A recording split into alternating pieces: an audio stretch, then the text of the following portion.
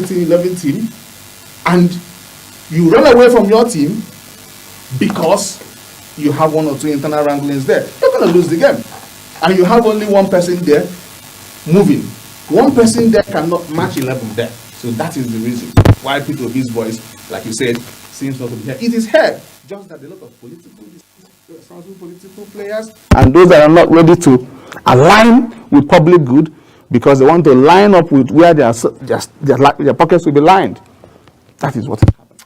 Well, Nigerians will want to toe the path of disagreeing with you to a very large extent. To say that it's not that they don't want their voice to be heard or don't want to even speak out, but then even the likes of the presidency, of the candidacy of Peter Obi, Atiku Abubakar, Kwankwaso, and Adebayo, and the rest of them that came out to contest for that election betrayed the trust of Nigeria by not ensuring that they do a follow-up even on their electoral mandate that was relinquished on them, and that's why Nigerians even gave up on them to a very large extent. But that's not even the conversation for now, except you want to react to that quickly. If at all they betrayed Nigerians' trust.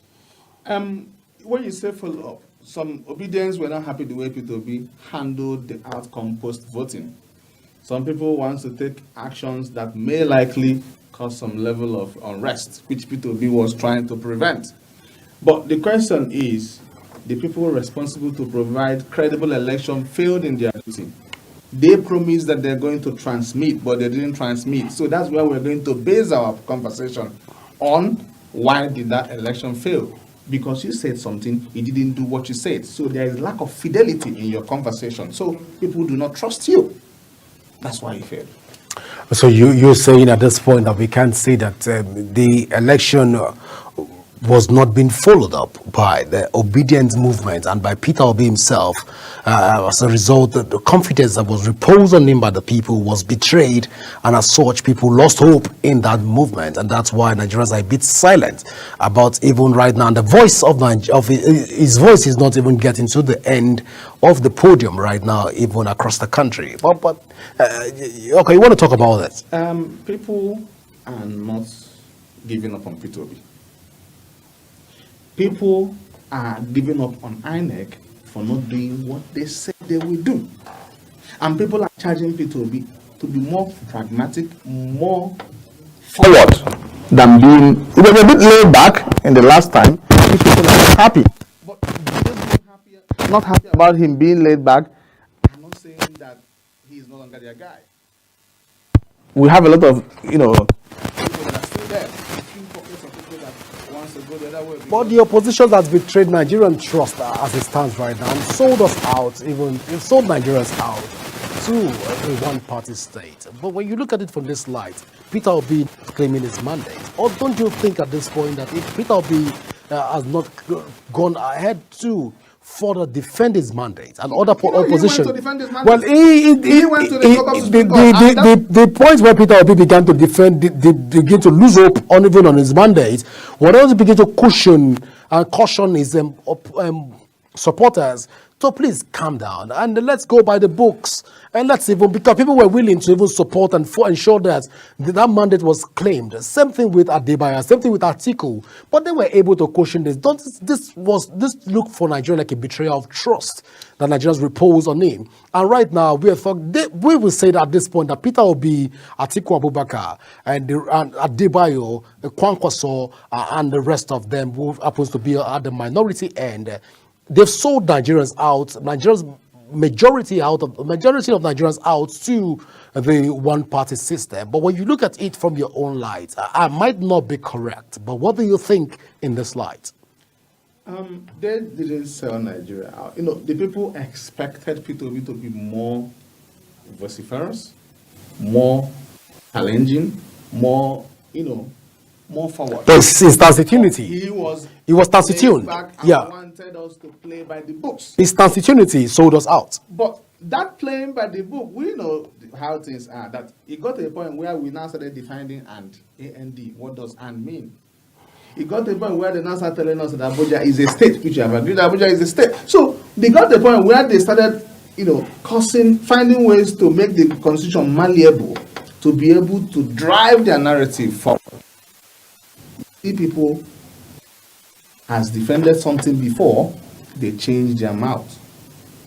Because now the question with people and Peter Obi and the supporters is that they had wanted him to apply more pressure, and he didn't apply that pressure. And he has said it before that the way he handled it earlier, which was a bit laid back, is not the way he's going to handle it again now. Forgetting that in law, there is something called tempora mutante, ethnos mutenos in elise. There is time change, and we have changed with time. Well, let's move on to even other pressing conversations from the fact that you have been able to elaborate on the fact that Peter Obi did not sell his supporters out. But let's look at the one-party system. Like I asked before, at the pace we are moving right now as a country, can we authoritatively say that we've not been able to evolve 26 years after into a full-blown one-party system with what we're seeing right now by the endorsement given to President Bola Ahmed Tinubu on the various campaign posters in various sectors across the country? Can we say right now that we've evolved to a one-party system? I'm afraid I would say that there are some leg moves that are suggesting one-party state, but we're not there yet. The problem we have is that we have weak institutions that are supposed to address these issues. What do I mean by weak institutions? Somebody has the issue of theft, stealing public funds. We have EFCC, ICPC there that are meant to do their work, but because of factors which I don't know, those cases you stop hearing of it. We have a case in Delta, former governor. We have a case in Abia, former governor. We have a pocket of cases everywhere. And even somebody from former chairman of APC said, if you cross to our party, your sins are forgiven. Now, when these guys make this cross-carpeting, it seems that the case we hear EFCC post about becomes cold. So, the institution is weak. These guys move to the party, get forgiven, and things remain the same. So people now see that, oh, even after stealing, I went to this party, I'll be fine. So people have lost that zeal to believe that this party can be challenged.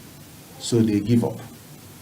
The political players are irresponsible to show some leadership and responsibility of addressing their issues and forging ahead.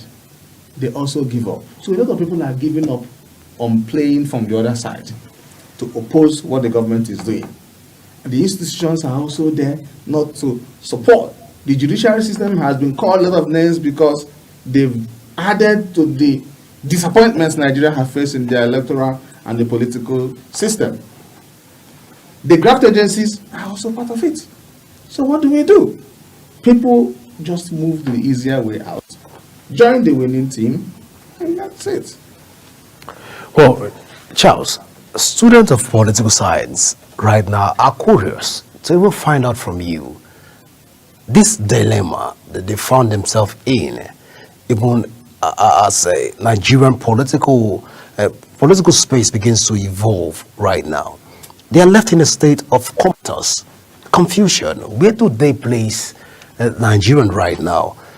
Is it a two-party system? Is it a majority party system? Is it a one-party system? Is it an elite system? Is it more of a religious party system? Where do we even taxonomize Nigerian political space right now into? Thank you for giving me the right word. Elite system. Nigerian politics now is at the level of elite system of politics.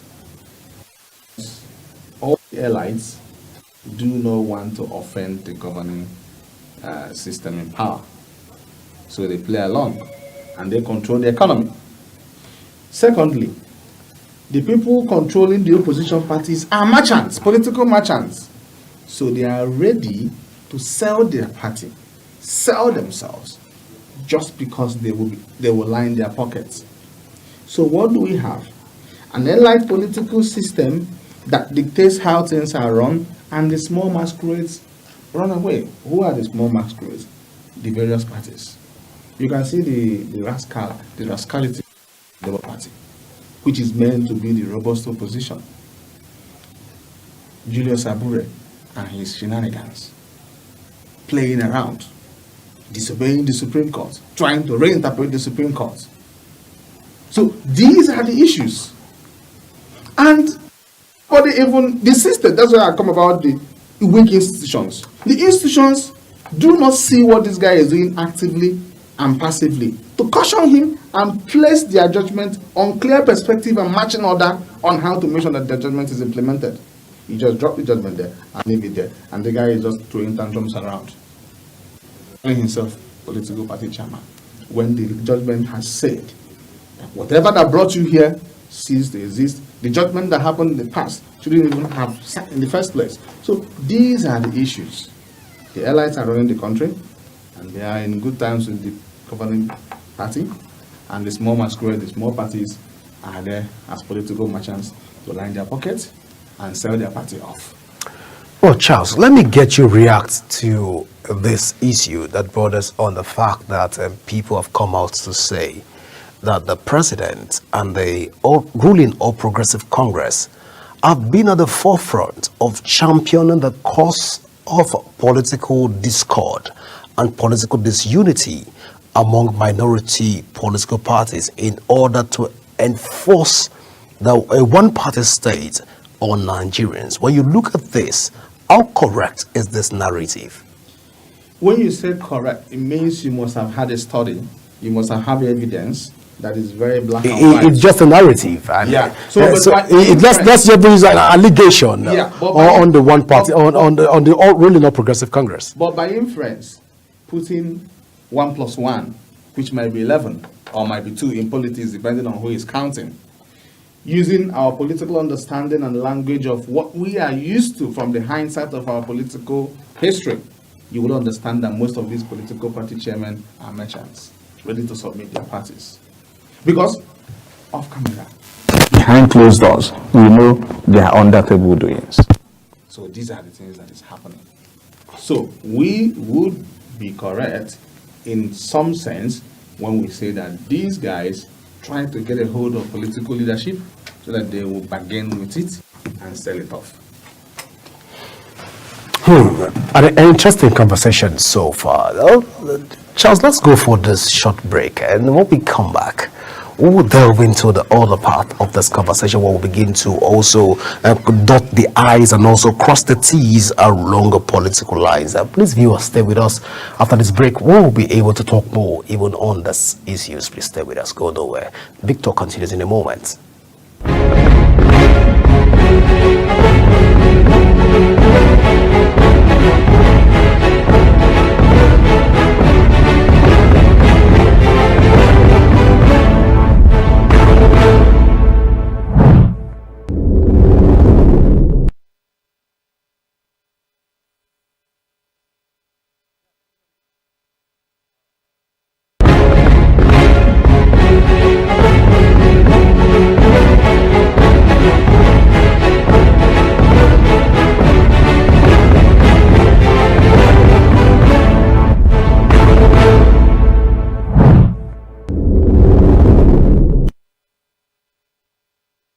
All right, welcome back. And just in case you're just joining us, this is still Big Talk here on Global Television, coming to you live from the nation's capital, Abuja. And my name is Godwin Sunday. Now, let's even return back to the conversation.